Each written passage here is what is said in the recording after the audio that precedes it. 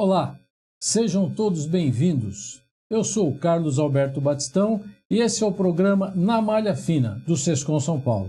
Mais uma produção do estúdio Sescom Web TV, um canal de mídia digital voltado à produção de conteúdos do interesse do universo contábil e demais segmentos representados por nossa entidade. O Na Malha Fina, do Sescom, se propõe a fornecer conteúdo de qualidade, com discussões aprofundadas e análises críticas, explorando temas que moldam o cenário contábil, impactam diretamente a realidade dos contribuintes. Hoje estamos recebendo no nosso programa Márcio Marçal Shimomoto, ex-presidente do Sescom e da Escom na gestão 2016 a 2018, ex-presidente do Instituto Fenacom 2018 a 2022 e atual presidente da JUSCESP.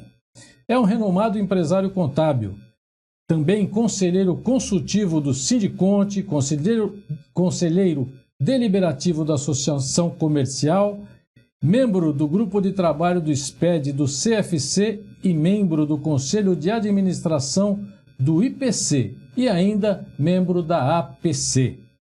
Presidente Márcio, seja bem-vindo ao nosso programa Na Malha Fina. Muito obrigado, Batistão. É uma satisfação estar aqui com vocês. E é sempre bom retornar a essa casa onde a gente foi presidente durante 3 anos.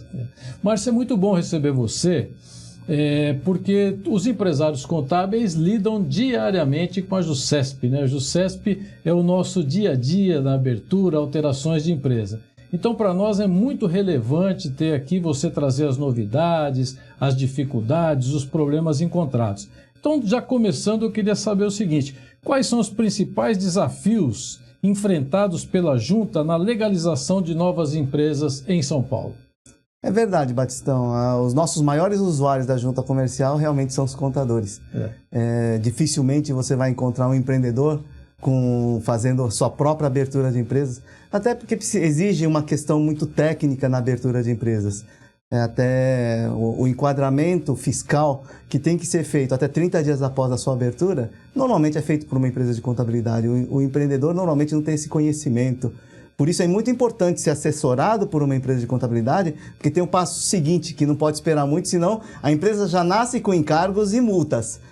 Isso é muito importante. E por conta disso, eu acho que também 99% são empresários de contabilidade. Temos advogados também, que são nossos usuários. Eu acho que o grande desafio hoje da Junta, quando eu cheguei na Junta, é o grande volume que a Junta recebe. A Junta hoje, de São Paulo, corresponde a 40% do movimento das aberturas de empresas, do movimento de mercantil do Brasil inteiro. Então hoje, só para ter uma ideia de números, são 6.300 protocolos dia que a gente faz na Junta Comercial. Isso corresponde aí a 120 e poucos mil protocolos que a gente tem mês. Tá? Isso gera também ligações de telefones, são 1.200 ligações por dia que a gente atende na Junta Comercial de São Paulo, e cerca de 1.000 fale conosco por dia que a gente responde, todos os dias. Então esse é um volume enorme. Quando a gente mexe com um volume tão grande, aí também os problemas também são exponenciais nesse mesmo sentido. Nós temos aí uns bancos de dados nossos que crescem nesse volume e às vezes o dimensionamento não foi calculado de uma forma suficiente para abarcar esse crescimento todo que a Junta tem hoje. Então hoje a Junta enfrenta alguns problemas, nós estamos corrigindo cada um deles. E um grande problema é a área de sistema mesmo, tá? Os usuários reclamam muito. Então, dessas 1.200 ligações e 1.000 fale conosco, sempre está no top list questões de problema de sistemas que nós temos, tá? Aí é lógico, o nosso prestador de serviço é Prodesp, né? A gente recorre à Prodesp para estar corrigindo esses problemas e a gente tem conseguido avançar na solução desses problemas. Um grande problema que eu encontrei na Junta, e eu acho que isso foi muito incisivo pelo nosso governador, porque a Junta é uma autarquia vinculada à Secretaria de Desenvolvimento Econômico do Governo do Estado de São Paulo. Quando eu fui entrevistado até pelo nosso secretário, ele falou assim: olha, hoje nós temos 27 juntas no país, tá? São os estados e Distrito Federal. E dos 27 estados, São Paulo está em 27º lugar no tempo médio de abertura. Tá? Missão sua, o governador não gosta de perder nem no par ou no ímpar, não está satisfeito com a 27ª colocação, Então, o grande desafio seu é tirar o estado de São Paulo dessa última colocação, melhorando o tempo médio de aberturas, e ele quer que você termine essa gestão com pelo menos 8 horas para você abrir uma empresa. Estávamos, quando eu entrei, 3 dias para abrir. Então, ele gostaria que fosse reduzido para 8 horas. Esse foi um dos primeiros desafios que foram impostos nessa gestão hoje. Tornar a Junta 100% digital, que hoje nós temos o legado está digital. Ou seja, todo aquele volume de documentos que nós temos hoje na Junta estão digitalizados. Se alguém quiser consultar uma ficha cadastral, um contrato social, ele já está todo o acervo nosso digital. Mas o processo de abertura, nós temos ainda vários processos que ainda são no papel. Então, a nossa missão é transformar isso totalmente digital. É muito bom. É bom ouvir isso porque nós, empresários, também queremos agilidade, né? Nós queremos agilidade no nosso trabalho, que a coisa flua bem. E para os empresários que querem abrir empresa, quanto antes, melhor eles começam a faturar. E não é diferente para o governo, porque quanto antes fatura, antes também ele arrecada os seus impostos, né? Então, essa agilidade e assertividade que tem que ter na JUSCESP é importante para todos, né? Assim, o que você entende? Você falou da dificuldade, até você falou que tinha que partir aí de 3 dias para 8 horas, eu não sei como que está hoje, né, a abertura, mas o que você entende que são os gargalos? O que mais complica? É o volume? Eu li também que nós abrimos um volume de empresa muito grande aqui nesse primeiro semestre. É o volume? É a tecnologia? São as exigências que vão dos contadores? O que complica essa abertura? Eu acho que é uma mescla de tudo. Nas condições que você colocou, agilidade, rapidez, desburocracia, de forma não burocrática, eu colocaria mais uma outra palavra, que tem que ter segurança. Tá? Porque não adianta a gente ser rápido, fácil e não ser seguro. Então, o processo hoje, nós estamos procurando também, estamos estudando a parte de segurança do sistema. Eu acho que um grande desafio para nós além do volume, que agora até uma notícia para vocês, estamos muito contentes aqui no estado de São Paulo, que temos um recorde de abertura de empresas nesse primeiro semestre. São 174 mil empresas abertas. Se compararmos com o mesmo período do ano passado, 14,7% a mais, né, de empresas abertas. E se a gente expandir isso para o município, se entrar em detalhes, no município de São Paulo, são 22% a mais. Ou seja, há uma quantidade muito grande de empresas que estão sendo abertas aqui no estado de São Paulo. Isso é uma grande alegria para nós. Isso demonstra que estamos melhorando. Você até comentou, né? Como é que está agora o processo? O prazo hoje, tá? Então, hoje, no mês de junho, nós fechamos com 1 dia e 2 horas, tempo médio de abertura. Então, conseguimos de 3 para 1 dia. Isso fez com que a gente passasse da 27ª para a 19ª colocação. Estamos evoluindo. Precisamos chegar em primeiro, tá? Nós queremos chegar em primeiro. Mas tem várias ações que nós estamos fazendo para efetivamente melhorar isso, já que ainda não temos o sistema. Então, você sabe, quando você faz um processo de digitalização, não adianta você pegar o papel e escanear. Você tem que verificar todo o processo. Se não acaba acontecendo, que eu tinha um caso lá até muito engraçado, o processo iniciava no papel. A gente subia, era um requerimento, subia no papel, digitalizava, ou seja, subia num processo que a gente chamava no SEI, tramitava todos os departamentos, porque um requerimento ele pede alguma coisa, então tramitava, a gente atendia. No final, o que acabava acontecendo? Ele imprimia aquele documento para fazer o quê? Para colocar filigrana, ou seja, perfurava, etiquetava e digitalizava de novo. Não faz sentido nenhum você fazer tudo isso. Então você tem que pensar no processo, corrigir o processo para que a gente dê validade sem a etiqueta e sem a perfuração. Então, todo esse estudo é que nós estamos fazendo, corrigindo processos, corrigindo tudo, para aí sim entrar com o sistema já na forma digital. Trabalhar com a tecnologia, com a inteligência da tecnologia, né, Márcio? Sim. Você falou em 174 mil empresas no semestre, né? É um volume muito grande. A gente já imagina o desafio que tem mesmo. A JUSCESP, a Junta de São Paulo, o volume é muito grande, né? Bom, mostra também que os empresários estão investindo aí, não estão com medo da reforma tributária, pelo menos por enquanto. Mas eu queria que você esclarecesse uma coisa.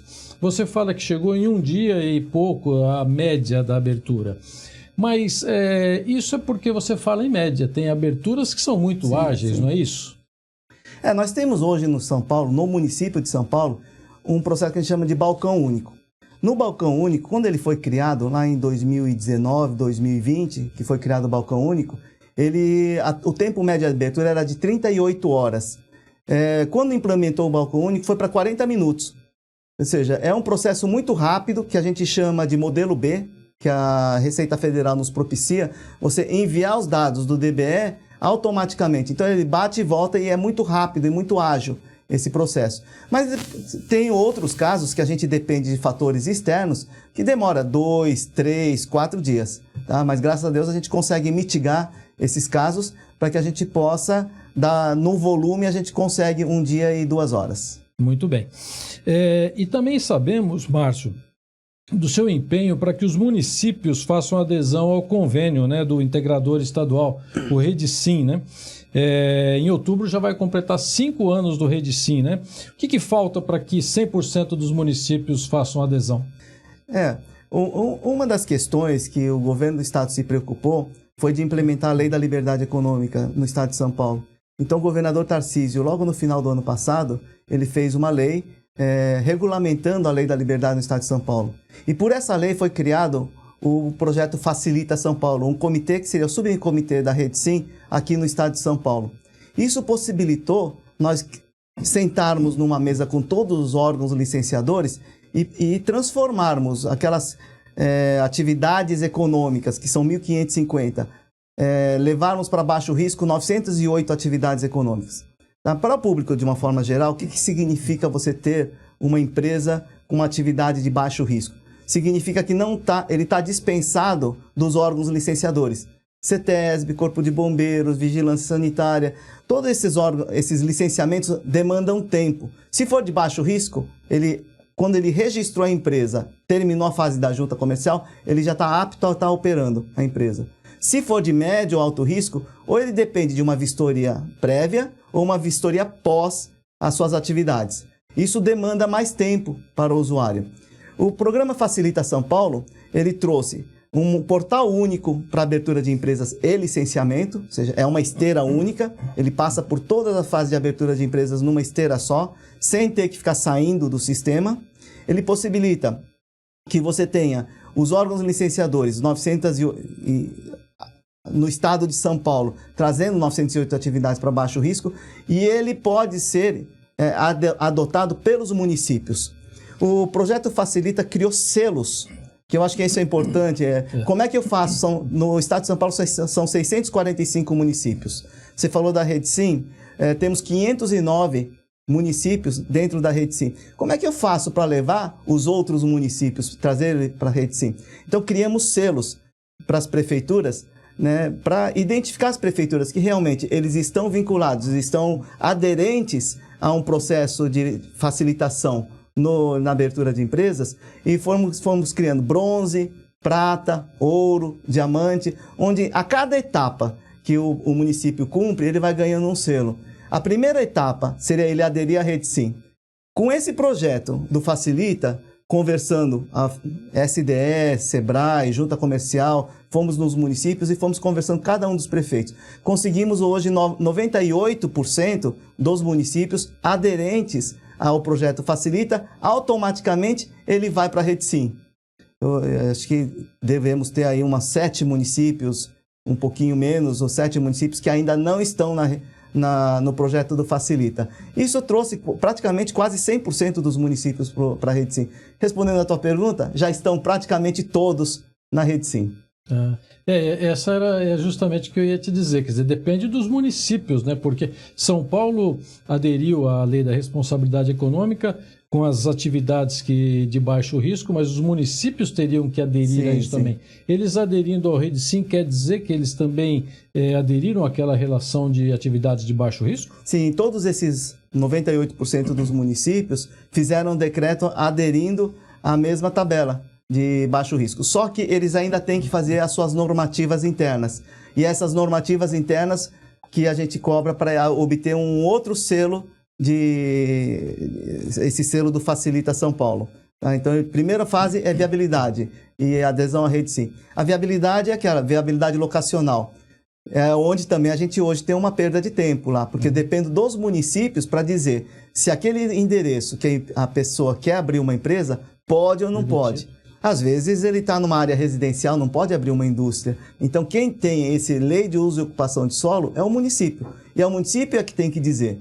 Se eu faço isso via manual como era antigamente, antigamente e alguns municípios até atualmente, né? Eu dependo do servidor local para dizer que sim ou não. Às vezes eu tinha uma viabilidade locacional liberado em questão de horas. Outras vezes eu via que demorava 30 dias, 60 dias para liberar uma viabilidade locacional. Por quê? Porque o funcionário saiu de férias, quando ele retornava, só que ele liberava. E enquanto isso, você sabe muito bem, Batistão, todos os contadores sabem, que quando o empreendedor quer abrir uma empresa, ele tem recursos limitados, às vezes ele tem dinheiro para só 30 dias de dinheiro lá, porque ele precisa movimentar. Enquanto não sai o CNPJ, enquanto não sai a viabilidade, não diz se pode abrir ou não, ele fica gastando dinheiro. E muitas vezes, aquele sonho de empreender vira um pesadelo para ele. Então, quanto mais rápido fizer, melhor. E a viabilidade locacional automatizada permite isso. É um sistema onde a gente manda para o município as informações, o município faz o batimento na base de dados deles e devolve a resposta dizendo ok.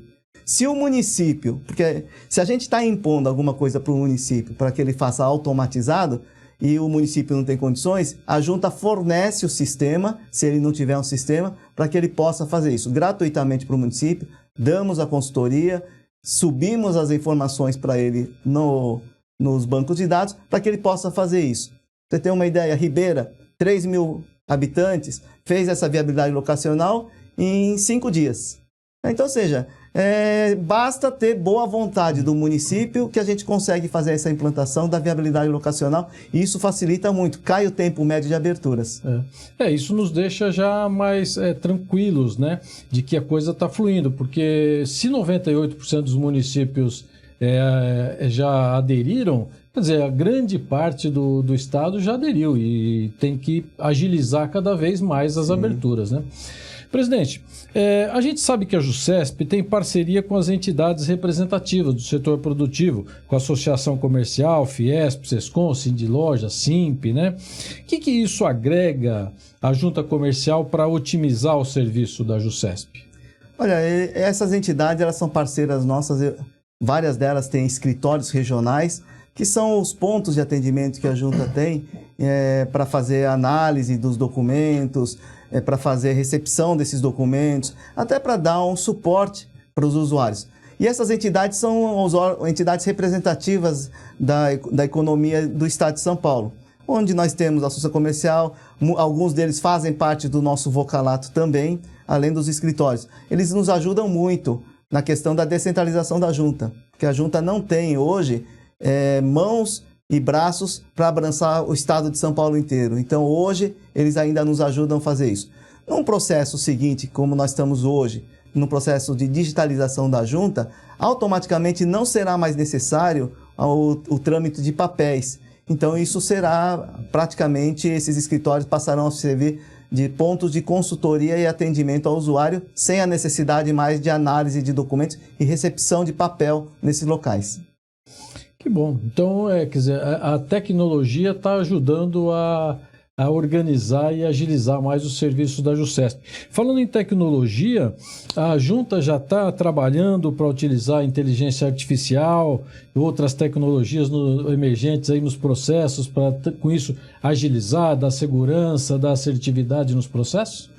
Sim, nós estamos desenvolvendo um novo sistema, conforme eu falei com vocês, porque o nosso sistema já está arcaico, a infraestrutura está defasada, então estamos desenvolvendo um sistema novo desde janeiro desse ano.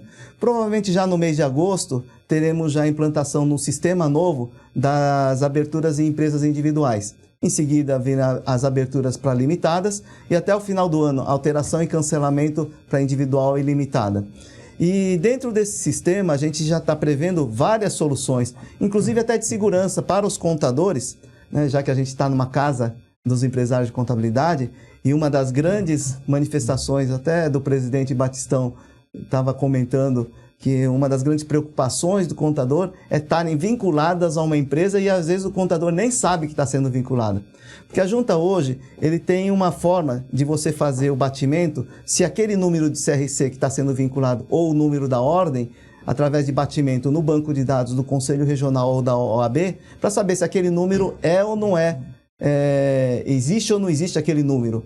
Tá? Só que às vezes isso não quer dizer que existindo o número, o empresário sabe que está sendo responsável por aquela abertura de empresas. No projeto nosso hoje, que estamos desenvolvendo, nós vamos fazer uma notificação para o empresário da contabilidade e para o advogado, perguntando, através do Gov.br, que todo contador, normalmente ele tem um Gov.br, onde ele cadastra o seu e-mail. E mandaremos uma notificação para o contador dizendo, olha, está sendo aberta uma empresa, onde você está sendo vinculado como responsável, é você mesmo? Se o contador falar, não sou eu, o processo morre, a gente não continua. Mesma coisa dos advogados. E a mesma coisa também das pessoas que estão sendo colocadas como sócios daquela empresa. Nós vamos notificar dizendo, olha, você está sendo colocado como sócio de uma empresa. E nós vamos notificar através do Gov.br dizendo, olha, você está sendo incluído numa sociedade. Vocês concordam? É isso mesmo? Isso me dá segurança. Você falou um pouquinho de inteligência artificial. Muito embora o nosso sistema faça batimentos com sistemas, isso não necessita de inteligência artificial para fazer o batimento, mas em algumas questões a inteligência artificial pode nos ajudar, como vamos supor, indícios de fraudes. Tá? O sistema financeiro hoje, a gente estava conversando até com algumas instituições financeiras, se eles alimentarem uma inteligência artificial, porque toda inteligência artificial necessita uma mentoria, se eles alimentarem numa mentoria todas aquelas possibilidades das informações que a gente obtém, que tem indícios de fraudes, a gente coloca no nosso sistema que está previsto a inserção de inteligência artificial, para que na análise o analista aponte, olha, isso aqui tem indícios de fraude, e a gente entra mais fundo na análise daquele documento. Isso que você falou, né, da segurança para o contador de fato é extremamente importante, né, de ser utilizado em empresa que ele nem sabe que ele está participando, né. Tendo um evento que teve de fato das juntas comerciais, nós falamos disso, e até teve um trabalho da junta comercial, e aqui não é o ponto específico da junta, né, mas aí a própria Receita Federal conseguiu criar a opção do contador dizer se ele é responsável por aquela empresa ou não. E é possível, né? Vale para quem está nos assistindo, é possível o contador ir lá, ver quais empresas ele participa e dizer, essa eu não sou mais responsável. E ele, por conta própria, sair daquela empresa. E existe também da Receita Federal a opção de você bloquear o seu CPF para participar de alguma outra empresa, né? E aí, se chegar lá, vai abrir e o seu CPF está lá, falou, opa, esse CPF está bloqueado. Isso tem funcionado também, tem funcionado bem para uma segurança dos contadores, né? Apesar de não ser específico da junta, né, Márcio? Sim, isso tem funcionado bem, porque esse serviço da junta ele é muito bom, porque ele atinge nível nacional. Cada junta tem um sistema de bloqueio de CPF, só que ele está no âmbito estadual. Então, vamos supor, se ele tem um bloqueio CPF bloqueado em São Paulo, ele pode não estar bloqueado no Rio de Janeiro se for da junta. Nesse da Receita, ele bloqueia nacionalmente. Só tem um probleminha, aí vai uma demanda do SESCOM que poderia fazer na Receita Federal. Melhorar esse serviço. Porque mesmo bloqueado, ele permite o início do DBE. E aí a pessoa preenche todo o DBE, lá na final, quando ele sobe para a junta, nós descobrimos que o CPF está bloqueado. E aí a gente tem que voltar ao processo e o usuário inicia tudo de novo o processo. Ele poderia, na hora que ele inicia o DBE, já dizer, olha, CPF bloqueado. Que é o que o caso da junta faz. Na hora que ele inicia o processo, a gente avisa, CPF bloqueado. Então, boa dica, já fica aí, nós faremos esse pleito à Receita Federal, acho que é importantíssimo, né? A gente sabia que tinha, eu vi que estava funcionando esse bloqueio, mas colocou o CPF, se o CPF for bloqueado, já trava e pede para a pessoa desbloquear se for o caso. Né? Muito importante. Bom, Márcio, mudando um pouco aí o nosso foco, né? Vamos falar um pouco da reforma tributária. Né? Que aí hoje o que mais se fala é reforma tributária, vai influenciar muito os empresários, os contadores, né? Você, assim como um defensor da liberdade econômica, dos processos de desburocratização, aliás, você acabou de falar todo o trabalho que está sendo feito para simplificar, desburocratizar, você entende que a reforma tributária conseguirá, assim, uma racionalização e uma justiça tributária?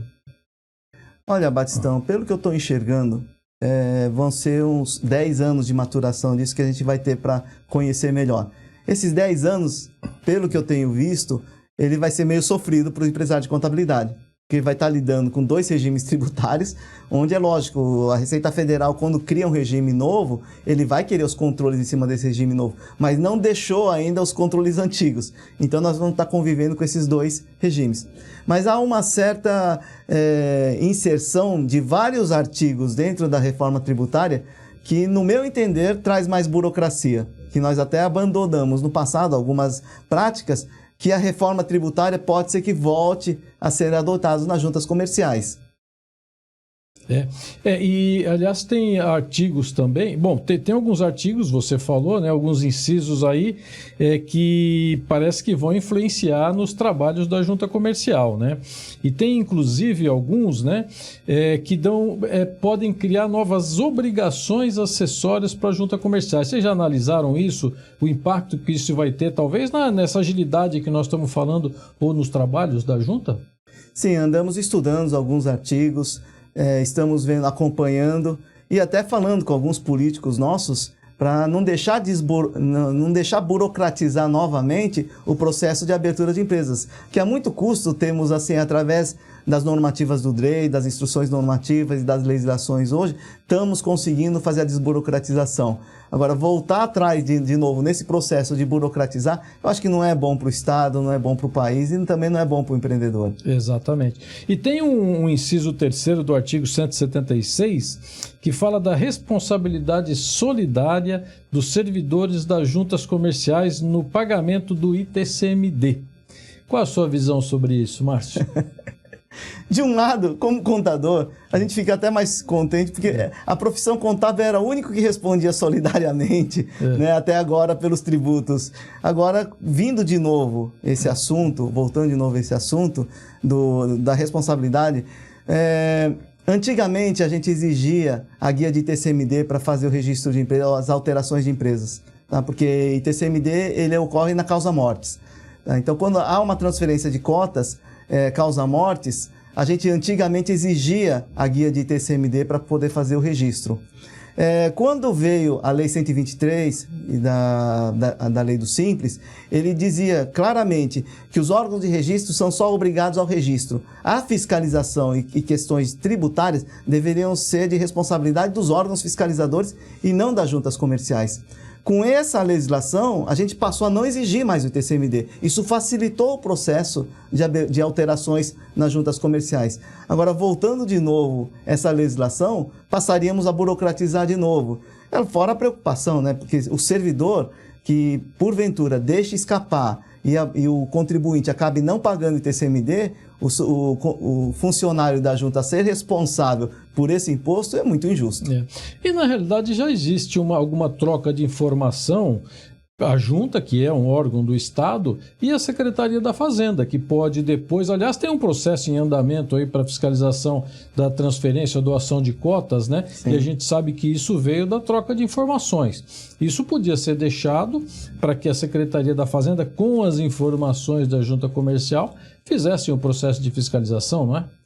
Porque a finalidade principal da junta, além de registrar os atos mercantis, é torná-los públicos. Para dar segurança jurídica nas transações comerciais.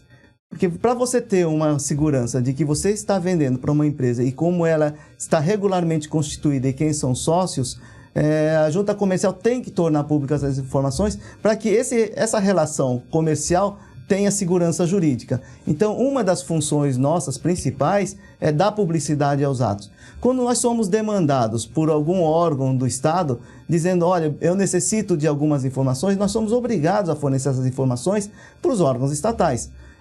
Recentemente recebemos a visita da Secretaria da Fazenda, que estava pedindo informações para nós das doações que estavam sendo feitas a cotas de capitais. Falei assim, não tem problema, nós somos Estado, temos que dar as informações, fornecemos as informações, que culminou num processo hoje de fiscalização das doações.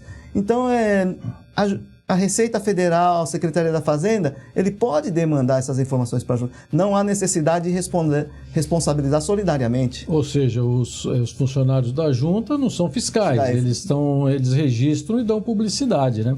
Agora, vejam esse exemplo, né? Nós temos várias demandas na nossa ouvidoria aqui do Sescom São Paulo por conta dessa fiscalização que tem acontecido, esse procedimento da Secretaria da Fazenda, mas a JUSESP tem que informar e a Secretaria está cumprindo o papel de fiscalizar. Cabe a parte envolvida ver se tem o recolhimento a fazer ou não. Agora tomem cuidado, né? Porque a doação de cotas é sujeita ao ITCMD. E aí, se não pagou o ITCMD, sabe que tem cruzamento de informações. Nós, como contadores, informamos nossos clientes desses procedimentos, né?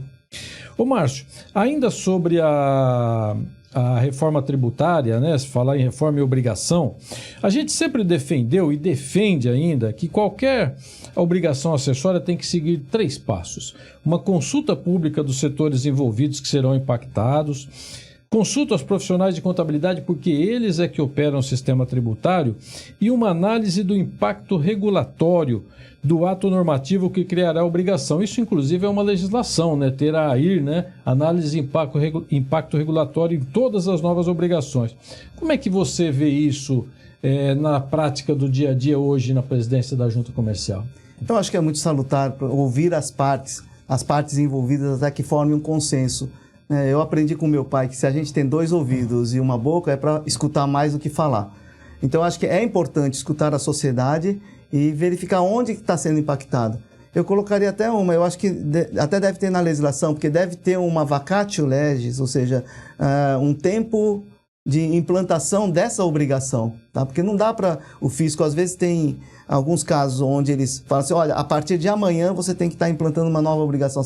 Isso humanamente é impraticável você praticar. Teria que ter pelo menos uns 180 dias, 360 dias, ou cumprir o princípio da anualidade, assim como os impostos, para que venha uma obrigação nova a ser cumprida. Agora, no caso da junta comercial, não haveria necessidade de criar-se obrigações acessórias a mais, já que as nossas informações são públicas. E, aliás, quanto menos obrigação, melhor. Se a gente quer agilidade, tem que tornar a coisa mais simples, né? Quanto mais simples, melhor, né? Márcio, se você tiver que dar alguma dica para os contadores que utilizam da junta comercial e às vezes até enfrentam de fato os problemas, que dicas você daria assim, para que houvesse agilidade, para eles que trabalham diretamente com a junta, quais dicas você deixaria para os empresários contábeis, contadores? Olha, outro dia eu até pedi uma relação das principais exigências que a junta emana para o público de uma forma geral. Porque hoje, dentro dos processos da junta, desses 6 mil processos que a gente recebe diariamente, 30% recebem exigências. Tá? É um número alto, eu considero alto 30% de exigências. E analisando essas exigências, a gente percebe que muitas vezes é falta de atenção do usuário, né? Eles trocam papéis, às vezes vêm capas de uma empresa com conteúdos de outra empresa, a somatória do capital social não bate. Então, a gente percebe que, às vezes, é falta de atenção, né? Então, assim, tomem mais atenção, porque uma exigência sofrida acaba levando o tempo médio que vocês têm para finalizar o processo em 1 semana, 2 semanas. Às vezes tem pedido de reconsiderações que demora mais. Então, ou seja, tomem atenção, prestem atenção na hora que vocês iniciam o processo, para dar a entrada na junta e revisem esses processos. Porque 30%, eu acho que dos 30%, quase 70% é falta de atenção da pessoa.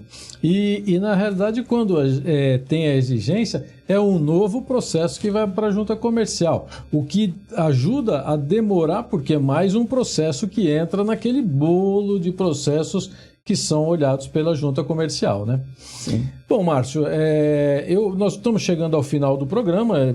Queria dizer que é uma honra recebê-lo aqui. Acho que as dicas que você deixou são muito importantes, né?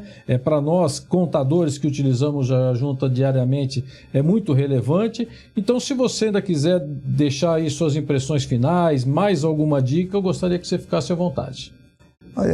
Eu agradeço, Batistão, a oportunidade de estar aqui falando com você e falando com os associados e todas as pessoas que são próximas ao Sescom São Paulo, porque são realmente a oportunidade que eu tenho para falar para os nossos usuários. Nós vamos estar implantando no mês de agosto já a empresa individual. Aí o Sescom também eu agradeço, porque foi formado uma comissão com várias pessoas e empresas para testar o nosso sistema e também para sugerir os contratos padrões que nós criamos dentro dos nossos sistemas. Eu agradeço muito o Sescom de estar fazendo essa participação junto com a Junta para a gente poder criar um sistema melhor para todos os usuários. E eu gostaria de finalizar dizendo assim, um agradecimento meu particular a todos os profissionais da contabilidade. Se hoje eu estou na Junta Comercial, não é porque o Márcio, que estava trabalhando num escritório de contabilidade, foi galgado a um posto de presidência da Junta. É porque eu representava uma categoria toda que ela é conhecida pela transparência e pelo esforço e dedicação ao processo do empreendedorismo. É por esse motivo que eu estou na Junta Comercial. Então eu quero agradecer a todos vocês que trabalham sempre com essa perseverança, transparência e honestidade para que culminou na minha ida para a Junta Comercial. Puxa vida, nós que agradecemos, Márcio. Nós temos tranquilidade, temos segurança de que o melhor está sendo feito na Junta Comercial. A gente sabe que a Junta Comercial de São Paulo, como você falou, 40% dos processos do Brasil, como é de fato, né, o nosso estado, que é o motor aí que produz muito do Brasil. A gente sabe das dificuldades que tem para implantar, para digitalizar, para simplificar, mas a gente tem segurança que com o contador, o empresário contábil, o ex-presidente lá na Junta, o melhor está sendo feito. Então nós agradecemos você que nos acompanhou, pedimos que acompanhe o Sescom Web TV, no YouTube, no Spotify, acompanhem, compartilhem, porque sempre traremos assuntos relevantes, importantes, para você que é contador, empresário contábil, você que nós representamos. Muito obrigado a todos e até a próxima.